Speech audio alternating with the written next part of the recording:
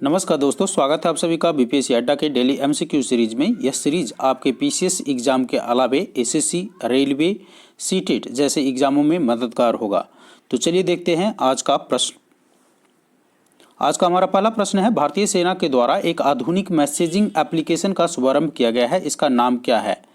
तो Indian army के द्वारा एक मैसेजिंग एप्लीकेशन लॉन्च किया गया है, आपको इसका नाम बताना है। आपके पास ऑप्शन है ए असिग्मा, बी सिग्मा, सी सियामी और डी वॉरियर। देखिए, भारतीय सेना अर्थात इंडियन आर्मी ने एक मैसेजिंग एप्लीकेशन, लाइक जिस तरीके से व्हाट्सएप मैसेजिंग एप्लीकेशन है, उसी तरह से इंडियन आर्मी ने खुद का मैसेजिंग एप्लीकेशन लॉन्च किया है और इसका नाम रखा है army secure indigenous messaging application. Sigma का फुल फॉर्म है army secure indigenous messaging application. तो इस प्रश्न का आंसर हो जाएगा आपका ऑप्शन ए असिग्मा। तो हमारा अगला प्रश्न है, मिशन कर्मयोगी का उद्देश्य क्या है? ए सिविल सेवाओं में अत्याधुनिक दृष्टिकोण विकसित करना, बी सेना में अत्याधुनिक दृष्टिकोण विकसित करना, सी योग के प्रति जागरूकता फैलाना एंड डी स्वच्छता के प्रति जागरूकता फैलाना। देखिए, मिशन कर्मयोगी का उद्देश्य है सिविल सेवाओं में अत्याधुनिक दृष्टिकोण को विकसित करना। तो इस प्रश्न का आंसर हो जाएगा ऑप्शन ए सिविल सेवाओं में अत्याधुनिक दृष्टिकोण को विकसित करना।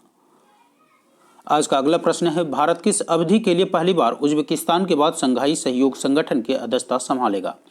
तो आपको बताना है कि इस जो टाइम फ्रेम दिया हुआ है, इसमें से भारत कब संघाई सहयोग संगठन का अध्यक्षता संभालेगा। तो मैं आपको बता दूं कि भारत जो है 2022-23 के लिए संघाई सहयोग संगठन अर्थात संघाई कोऑपरेशन ऑर्गेनाइजेशन का सदस्यता संभालेगा।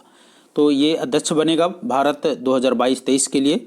अगर हम संघाई सहयोग संगठन की बात करें अर्थात संघाई कोऑपरेशन ऑर्गेनाइजेशन की बात करें, तो इसकी ओरिजिन जो है 1996 में ही जाता है, जब उस समय S5 हुआ करता था। चीन, रूस, कजाकिस्तान, किर्गिस्तान और तजाकिस्तान इसके सदस्य देश हुआ करते थे।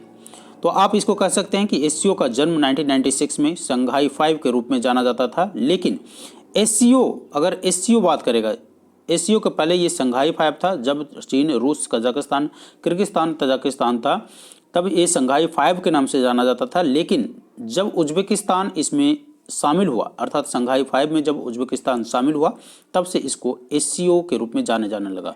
अर्थात अब कह सकते हैं, अगर क्वेश्चन आपसे पूछता है कि संघाई सहयोग संगठन का जन्म कब हुआ था, तब आपका आंसर होगा वर्ष 2001 में, अर्थात एससीओ का जन्म 15 जून 2001 को हुआ था। आगे आप देखेंगे कि भारत और पाकिस्तान 2017 में इस एससीओ का कंप्लीट मेंबरशिप बना। हालांकि ऐसा नहीं था कि भारत इसका पहले से सदस्य नहीं था, पहले इसका मेंबर था, लेकिन एज ए ऑब्जर्वर के तौर पर 2005 से भारत और पाकिस्तान दोनों इसमें शामिल थे। वर्तमान में एससीओ के 8 सदस्य हैं और ये 8 सदस्य हैं चीन, कजाकिस्तान, किर्गिस्तान, रूस, तजाकिस्तान, उज्बेकिस्तान, भारत और पाकिस्तान।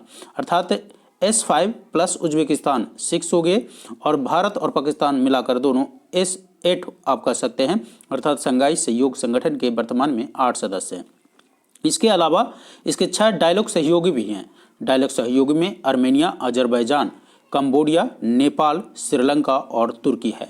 एससीओ का हेडक्वार्टर चीन की राजधानी बीजिंग में है। तो ये ध्यान रखिएगा, एससीओ का जो हेडक्वार्टर है कहाँ पर है? चीन की राजधानी बीजिंग में है। आज का हमारा अगला प्रश्न है, विदेश सचिव हर्षवर्धन श्रृंगला। तो सबसे पहले तो आपको यह याद रखना है कि हमारे विदेश सचिव वर्तमान में कौन है?